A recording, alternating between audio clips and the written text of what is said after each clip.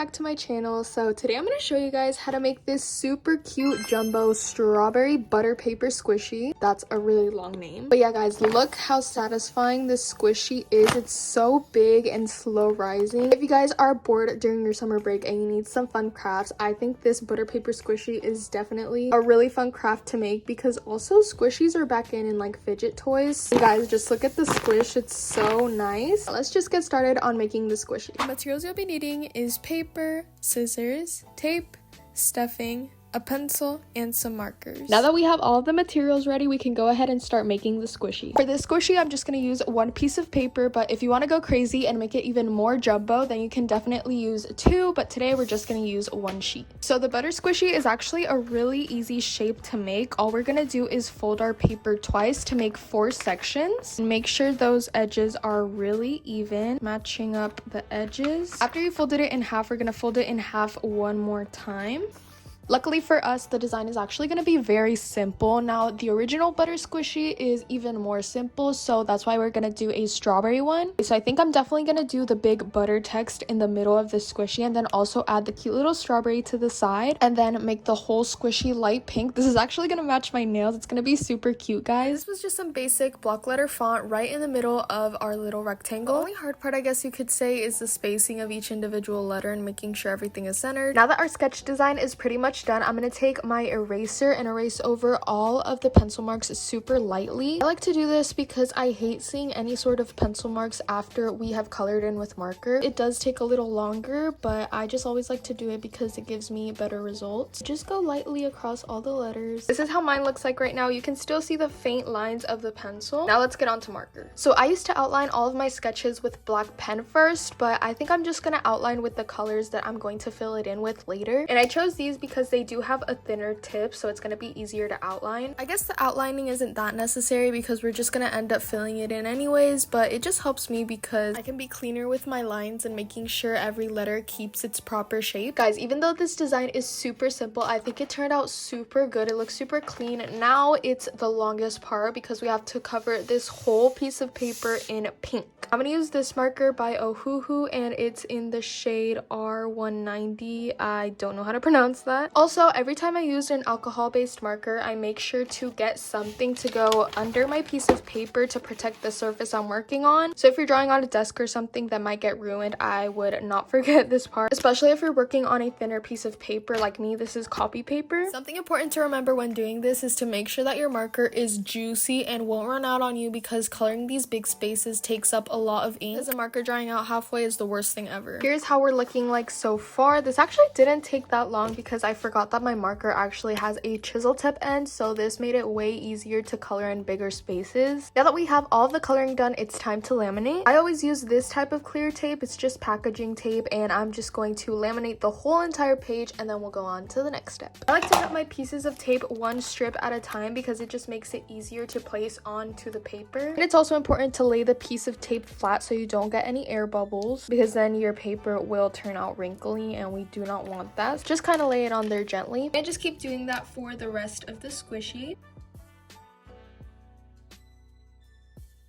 Now I'm just refolding the lines we did on the paper because the tape does kind of give it a little more of a firmness. Now we actually have 2 more extra pieces we're going to have to tape onto the squishy, because if you guys didn't realize, there's 2 openings. But first we need to tape it together right here so we can measure how big we're going to have to make this square. So I'm just going to take a little piece of tape right here and start attaching the 2 sides together. Line up the edges and place another piece of tape right next to it. And now it's a little easier because we already have the first piece of tape on there.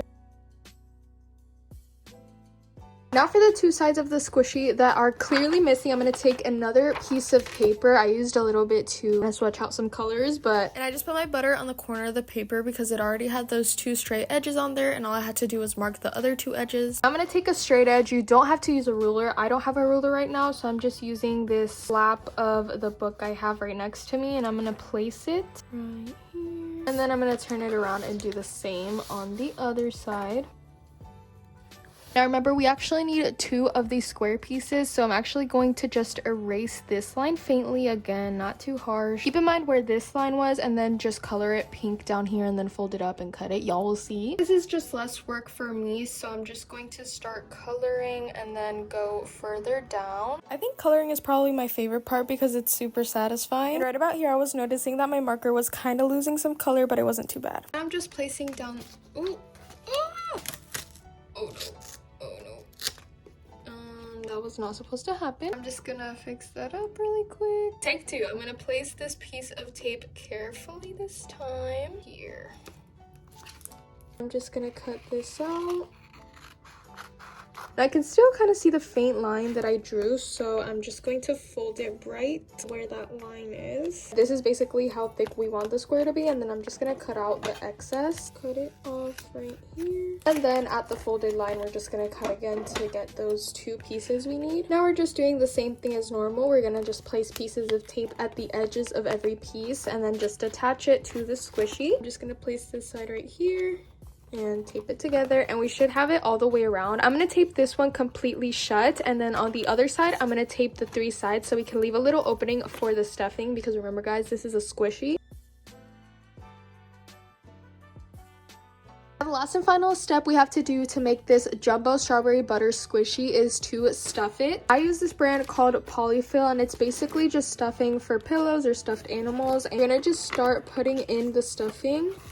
I should have maybe left another piece, so I'm just gonna keep stuffing it. Now we are gonna use a good amount of stuffing because this is a jumbo squishy, so make sure you have enough before actually making it. There would be times where I would make a paper squishy and I'm ready to stuff it, and then I realize I actually don't have enough stuffing, so that's why it's important to have all of your materials ready before starting.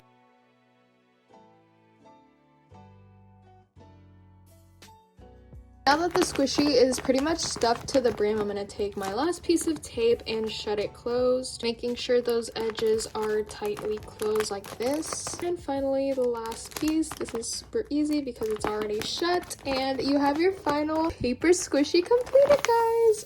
Oh my goodness, guys. Wait, look at that slow risingness.